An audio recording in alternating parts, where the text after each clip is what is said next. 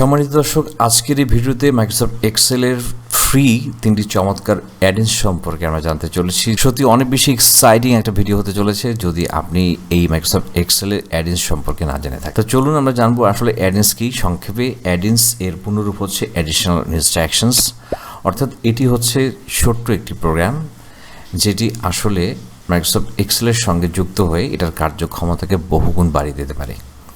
অর্থাৎ স্পেসিফিক একটি নির্দিষ্ট কাজের জন্য নির্দিষ্ট একটি ছোট্ট প্রোগ্রাম বলতে পারেন এটিকে। অর্থাৎ মানুষের চাহিদার তো আসলে শেষ নেই, তো সেই চাহিদার কথা মাথায় রেখে একটা এক্সেলকে যদি আসলে ডেভেলপ করা হয় তাহলে একটা এক্সেলই আসলে অনেক হিউজ একটা প্রোগ্রামে পরিণত হবে।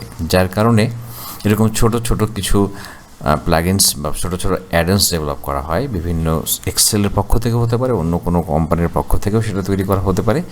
তো এক্সেলের আসলে পারমিশন লাগবে সেগুলো ইনস্টল হওয়ার জন্য, তো সেগুলো ব্যবহার করে এগুলো পেইডও হতে পারে, ফ্রিও হতে পারে। তা আমরা আজকে ফ্রি 3টি অ্যাডন্স সম্পর্কে জানবো, চমৎকার অবশ্যই নিঃসন্দেহে, তো যেটি আপনার কার্যক্ষমতাকে বহুগুণ বাড়িয়ে দেবে। এটির জন্য আপনার মেমোরি স্পেস কিছুটা খরচ হবে এবং আপনার ইন্টারনেট সংযোগের প্রয়োজন হবে। তো চলুন আমরা একটু দেখি প্র্যাকটিক্যালি বিষয়টা আসলে কেমন। তো প্রথমেই অ্যাডেন্স যদি আমরা ব্যবহার করতে চাই তাহলে আমাদের ডেভেলপার ট্যাবে যেতে হবে, এবং ডেভেলপার ট্যাব কীভাবে অন করতে হয় সেটা আমরা গত ভিডিওতে দেখেছি, ডেসক্রিপশনে লিঙ্ক দেওয়া থাকবে, আপনারা চাইলে দেখে নিতে পারেন। এরপর এখানে আমরা দেখতে পাচ্ছি অ্যাডেন্স, তো অ্যাডেন্সে আমরা ক্লিক করব এবং এখানে চলে যাবো স্টোরে। স্টোরে চলে যাওয়ার পর প্রথম যে অ্যাডেন্সটি আমরা সম্পর্কে জানবো সেটি হচ্ছে মিনি ক্যালকুলেটর।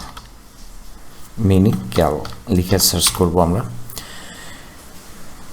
একটু স্পেস দিতে হবে, দিলাম। এখানে চলে এসেছে মিলি ক্যালেন্ডার অ্যান্ড ডেট পিকার, তো আমরা এটাকে অ্যাড করব, কন্টিনিউ করব, কিছুক্ষণ সময় অ্যালাউ করতে হবে। ওকে, আমরা এখানে এই যে ক্যালেন্ডারটি দেখতে পাচ্ছি, সাপোজ এখানে আমরা আজকে ডেটটি দিতে চাই, তো আমরা এখানে জাস্ট ক্লিক করব, চলে এসেছে। আবার এখানে যে কোনো ডেটে আমরা ক্লিক করতে পারি, এখানে ক্লিক করে যে কোনো ডেট, তারপর এখানে আজকের ডেট এখানে দিলে আজকের ডেট আসবে, আজকের টাইম যদি দিতে চাই এখানে ক্লিক করবো, আজকের টাইম চলে আসবে। তো এখানে যদি আমরা ক্লিক করি, সাপোজ এখানে যদি আমরা ক্লিক করি তাহলে এখানে ক্যালেন্ডারটি চেঞ্জ হয়ে গেল। এখানে ক্লিক করলে একটু চেঞ্জ হবে, এই যে কালার থিমটি চেঞ্জ হবে। এখানে ক্লিক করলে এখানে বিভিন্ন টাইমের উপরে ডিপেন্ড করে চেঞ্জ হবে। এখানে যেমন চেঞ্জ হয়ে যাচ্ছে দেখুন, এখানে বিভিন্ন মাস আগে আসছে, ফ্রাইডে স্যাটারডে চেঞ্জ হচ্ছে, যেভাবে আপনারা শুরু করতে চান। তো যাই হোক, এখানে আমরা উইক নাম্বারগুলো এখানে দেখতে পারবো। এখানে যাই হোক, এখানে আমরা এটাকে হাইলাইট রেঞ্জ ডেট, এখানে আমরা রেঞ্জ দিয়ে ডেটটাকে হাইলাইট করতে পারবো। এখানে সেটিংস রয়েছে, সেটিংসগুলোর মধ্যে আমরা সেটিংসটা রাখতেও পারি, তুলে দিতে পারি, এবং ফাইনালি এটাকে ক্লোজ করে দিতে পারি। এখানে ক্লিক করে আবার এটাকে নিয়ে আসতে পারি। তো যাই হোক, এই ক্যালেন্ডারটি আমরা আমাদের কাজে ব্যবহার করতে পারবো, যে কোনো প্রয়োজনে যে কোনো ক্যালেন্ডারে। ওকে, এখানে ক্লিক করে নিতে পারবো, পিক করতে পারবো। এখন এটাকে না রাখতে চাইলে এখান থেকে আমরা এটাকে ডিলিট করে দিতে পারবো। তো আমরা আরেকটি অপশন দেখবো, সেটি হচ্ছে ভিডিও। এখন আমরা মনে করছি চমৎকার একটি জিনিস এটি হবে, যেমন ধরুন আপনি চাইছেন যে কোনো একটা টিউটোরিয়াল দেখে আপনি ভিডিও টিউটোরিয়াল দেখে আপনি কাজ করতে। সাপোজ মাইক্রোসফট এক্সলুকআপ বাংলা টিউটোরিয়াল লিখে সার্চ করার পরে আমার যে টিউটোরিয়ালটি দেখতে পাচ্ছি, সাপোজ এটি আমরা একটি চ্যানেলের ভিডিও, ডিজিটেক শর্টদের নামে। আপনারা চাইলে চ্যানেলটি ঘুরে আসতে পারেন, এখানে নতুন নতুন ভিডিও নিয়মিত পোস্ট করা হচ্ছে। তো এই ভিডিওটি আমরা এখন দেখতে চাই, তো এটি আমরা এখন সাপোজ এই ভিডিওর যে লিঙ্কটি আমরা এখন যদি শেয়ার করি, এটাকে কপি করলাম, কপি করে এই ভিডিওটি আমরা দেখব এবং প্র্যাকটিস করব এই অ্যাডেন্সে। এবং এখন এখান থেকে আমরা সার্চ করব ওয়েব ভিডিও।